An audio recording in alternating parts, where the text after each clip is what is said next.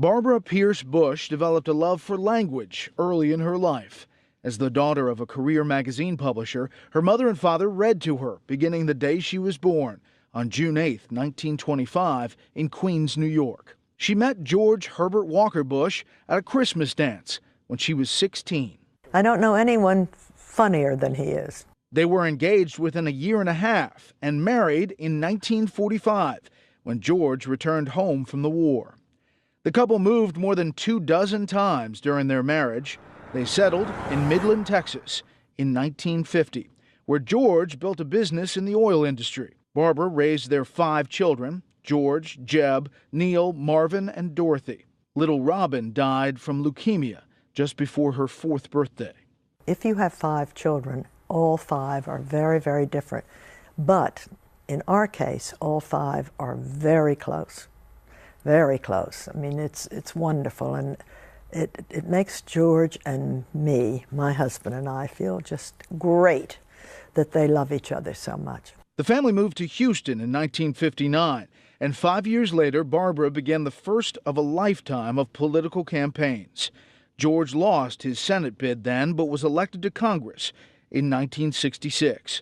He was named ambassador to the United Nations in 1971, then served as chairman of the Republican National Committee, chief liaison to China, and director of the CIA by 1976. Her return to Washington during this time was said to be very difficult, and Barbara suffered from depression.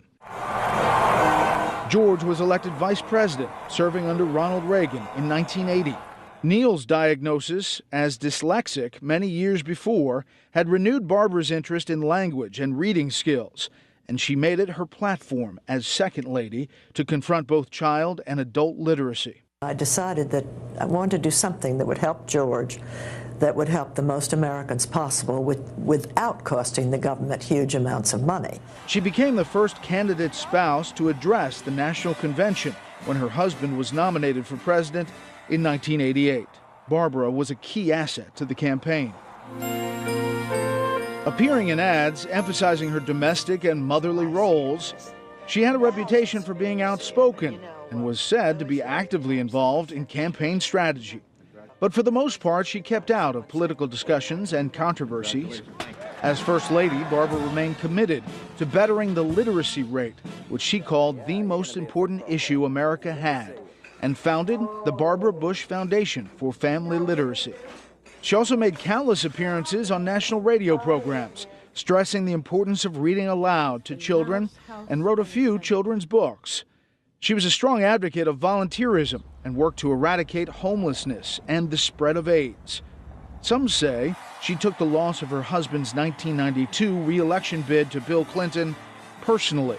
But she dove back into public service, supporting the Leukemia Society, the Boys and Girls Club, the Ronald McDonald House, and many more. I loved reliving the most exciting life you've ever known. I mean, it really is. Barbara Bush saw 2 of her sons, Jeb and George W., become 2-term governors of Florida and Texas, and George W.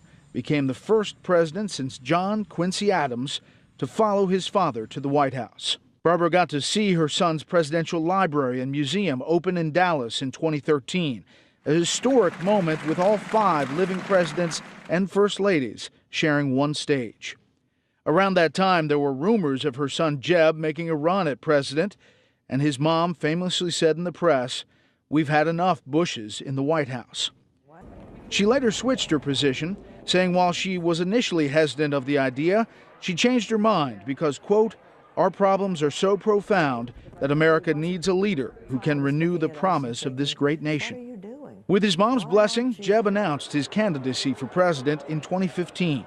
In her later years, Mrs. Bush suffered from a handful of health problems and hospitalizations. Looking back at her extraordinary life, few first ladies have been embraced by the American people like Barbara Pierce Bush, the matriarch of a modern-day political dynasty. George Bush has really brought to my life the most exciting times. George has made my life sing. It is that love story that many will remember them for. George and Barbara were devoted to each other in marriage for over 73 years. Actually, he kissed me in public. It wasn't even a dramatic, exciting But I almost fainted. I was so excited. And that was it. That was it for me. That's the guy. And still, Yeah. I just can't tell you how much I love him. In Washington, Brett Baer, Fox News.